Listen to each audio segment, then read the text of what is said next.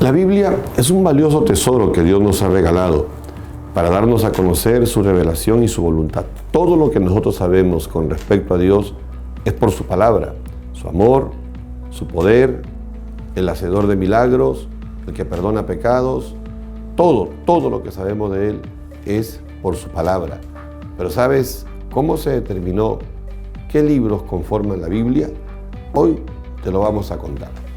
En el Concilio de Nicea, en el año 325 después de Cristo, se discutió por primera vez la lista de libros que debían ser considerados canónicos o que deberían de formar parte de las Sagradas Escrituras. Allí se incluye en aquella lista los Evangelios, Mateo, Marcos, Lucas, Juan, como también las cartas del apóstol Pablo. 72 años después, en el Concilio de Cartago, celebrado en el año 397 después de Cristo, se ratifica la lista de libros que formarían parte del canon bíblico. Pero, ¿por qué se necesitó seleccionar un canon bíblico? Al inicio del cristianismo, algunas personas consideraban sagrados algunos libros, mientras que otras no estaban de acuerdo. Incluso algunas sectas, la aparición de algunas sectas como los gnósticos y los marcionistas, proponían su propia literatura, que consideraban ellos sagrada, lo cual podría desviar a muchos de la correcta doctrina del cristianismo. Por ello, los líderes de la Iglesia, hombres valientes, temerosos de Dios desde aquellos tiempos, se vieron en la necesidad de dedicarse a la enorme tarea de seleccionar y de definir qué libros debían considerarse como sagrados, autoritativos, desde aquellos tiempos. ¿Cómo es que se llega a seleccionar los libros del canon?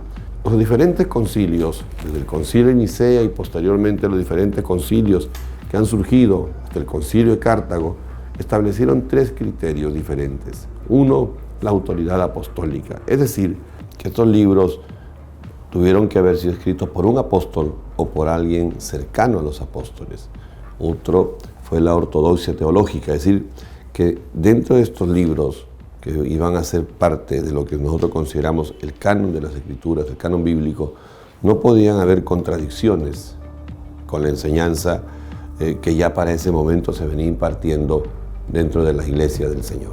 Otro es que tenía que haber sido aceptado por la iglesia en general desde el tiempo de la iglesia primitiva, reconocido por los padres apostólicos y enseñado en las congregaciones en general. Es decir, que estos libros se hayan utilizado dentro de la iglesia desde la época primitiva, cosa que efectivamente pasó, pues muchos de estos libros fueron reconocidos por los padres de la iglesia, como Clemente de Roma, como Ignacio de Antioquía y como el mismo pastor de Hermas, entre otros más. Es decir, que un libro debía haber sido escrito por un apóstol o por alguien estrechamente vinculado a un apóstol, que las enseñanzas estén de acuerdo con la enseñanza que la iglesia se venía impartiendo y que no contradijesen a otros libros considerados canónicos, que la iglesia primitiva debía haberlo recibido y aceptado como libros sagrados. Entonces, ¿por qué deberíamos considerar como regla de fe y conducta un conjunto de libros que han sido seleccionados por un grupo de hombres?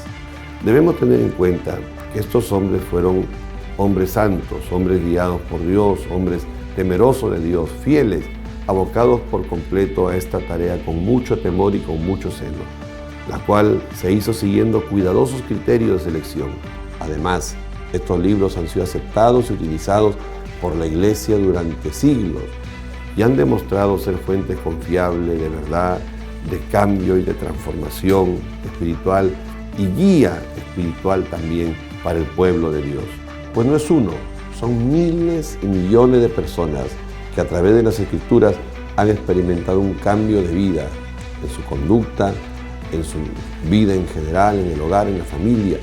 Y este ha sido un libro no solamente que enseñó una gran verdad, sino un libro que tiene un gran poder y que tiene la capacidad de guiarnos en la parte espiritual también. En resumen, la Iglesia no creó el canon, no creó la Biblia, sino que la Iglesia recibió la Biblia que Dios creó. Por ello, la Biblia es la palabra de Dios, inspirada y autorizada para su uso en la adoración, en la enseñanza, en la predicación dentro de nuestras iglesias.